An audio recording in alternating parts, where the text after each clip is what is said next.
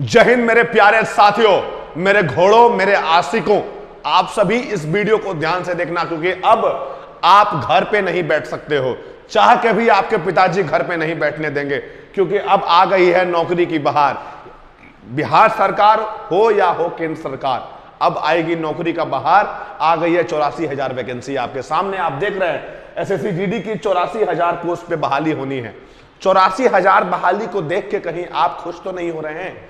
नहीं, आपको अभी खुश नहीं होना है। अभी आपको मेहनत करने का समय है, क्योंकि खुशी अगर आप ज्यादा मनाएंगे तो आपकी सिलेक्शन से आप दूर हो जाएंगे। इसलिए आपको मेहनत करना होगा जोरदार, तभी सफलता मिलेगा आपको तुरंत।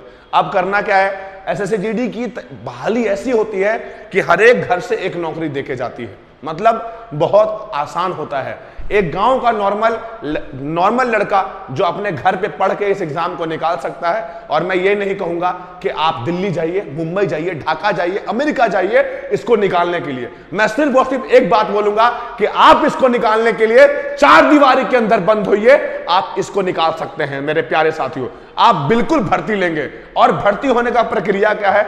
तो इसमें इसका मापदंड जो है, इसमें 5 किलोमीटर की रेस होती है फिजिकल में, और इसमें सीना लिया जाता है 81 से 86, और उसके बाद जो इसका हाइट होता है 170 सेंटीमीटर हाइट होती है। और जो भी लड़के इसमें मापदंड में सही पाए जाते हैं उनको फिजिकल फिट की जाती है। उसके बाद मेरिट, उसके बाद मेडिकल होती है, मेरिट के बाद मेडिकल होती है, और सबसे पहले जो प्रक्रिया है वो रिटेन की। रिटेन में 4 सेक्शन होता है।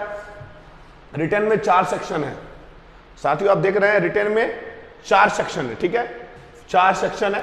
4 में पहला क्या है? पहला आप ले लो रीजनिंग, पहला आप रीजनिंग ले लो।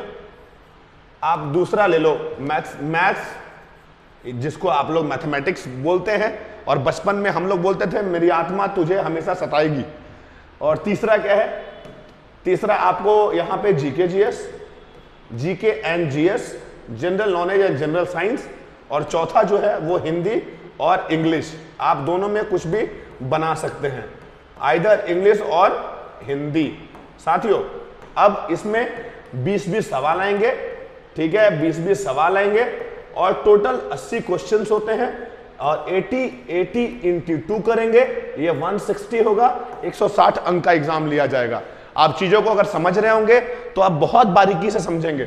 मेरे प्यारे भाइयों, मुझे यह कहना है कि आप सभी अगर रीजनिंग पढ़ते हैं, आप विश्वास करिए, मैं आपको बता रहा हूं, मेरे जैसा आदमी अगर रीजनिंग में 25 में 23 नंबर 22 नंबर ला सकता है, तो आप इसमें 20 में 20 ला सकते हो। हमको कुछ नहीं आता था, विश्वास करिए, कुछ भी नहीं आता था।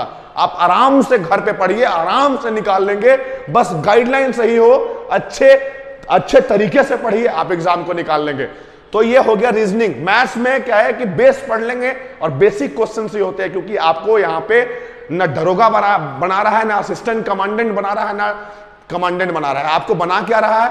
सिपाही। तो सिपाही बनने के लिए बेसिक चीजों का पढ़ना काफी ज्यादा जरूरी होता है, क्योंकि बेसिक लेवल पे आपको काम करना है, ना कि आप पाकिस्तान में जाके आप एग्रीमेंट करेंगे। वो काम आपका नहीं है। आपका काम है पाकिस्तान को मुंहतोड़ जवाब देना, यानी आपको बेसिक लेवल का काम करना है। अब क्या है कि जीके जीएस में आप जितना रटेंगे, जितना समझेंगे, जितना याद करेंगे, तो आप ये आपके क्षमता के ऊपर डिपेंड करता है। हम तो बहुत तेज थे भाई जीएस में, जीके जीएस में। हिंदी और इंग्लिश, हिंदी इंग्लिश क्या है? आप अगर ये दुविधा में होंगे कि सर मैं हिंदी करूंगा या इंग्लिश करूंगा, तो मैं आपको एडवाइस करता हूं कि भाई आप हिंदी करना, क्योंकि हिंदी में ज्यादा आसान होता है लगाना। घरेलू भाषा के तौर पे सवाल पूछा जाता है। घरेलू भाषा को यूज, आप जैसे घर में भाषा बोलते हैं ना, वैसे वहां क्वेश्चन पूछेगा, तो आपके लिए काफी ज्यादा आसान होगा इन चारों को। अगर आप 110 120 प्लस आता है नंबर, तो आप 100% गारंटी है कि आपकी नौकरी हो जाएगी, मेडिकल अगर पास है तो, और रनिंग पास कर गए हैं तो। आप ध्यान रखिएगा। अब आता है सवाल कि सर मैं CISF, BSF, SSB, ITBP, Assam rifles, NIA, SSF और एनसीबी में मैं किसको चूज करूंगा पहले? ये ज्यादातर लड़कों का सवाल रहता है। तो सबसे पहले आपकी जो चॉइस है, यानी मैं तो यही बोलूंगा कि पहला एसएसएफ याद रखना, उसके बाद एनसीबी, उसके बाद सीआईएसएफ, फिर एसएसबी, फिर असम राइफल करिए, फिर आईटीबीपी करिए, फिर बीएसएफ करिए, देन सीआरपीएफ आपको करना है। यानी कि आपकी जो चॉइस है, मेरी चॉइस है, मैंने बता दिया। आपकी क्या चॉइस है? बहुत सारे लड़के ये सोचते हैं कि मैं बीएसएफ में जाऊंगा, तो फर्स्ट प्रायोरिटी में बीएसएफ रखिए।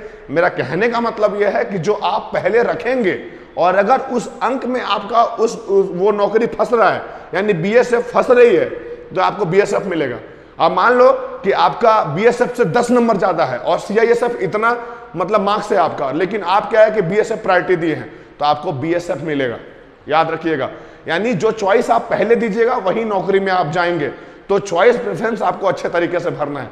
अब साथियों क्या है, हमारे यहाँ जो हम लोग तैयारी करवा रहे हैं बहुत ही अच्छे तरीके से 21 तारीख से बैच स्टार्ट होने वाली है। 21 तारीख से बच्चे यहाँ पे आएंगे, 22 तारीख से बैच प्रारंभ हो जाएगा। इंट्रोडक्शन क्लास है 21 तारीख को।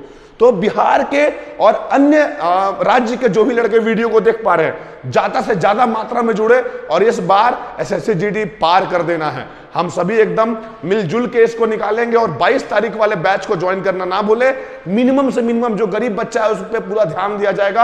आप सभी आइए और इस बैच को ज्वाइन करिए और अच्छे तरीके से 84,000 बहाली को निकालिए और एक अलग जोश के साथ इसमें बहाल हो जाइए, क्योंकि आपके आसपास वाले लड़के बहाल हो गए होंगे।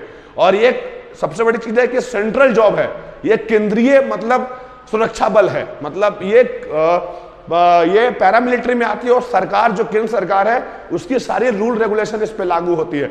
ये कोई राज्य की नौकरी नहीं है। तो ये आपको बहुत बढ़िया मौका मिला है और युवाओं में जोश आ गया है। तो जोश से पहले पढ़ना है, चीजों को समझना है और इस बार भर्ती होना है। जय हिंद, जय भारत, भारत माता की जय।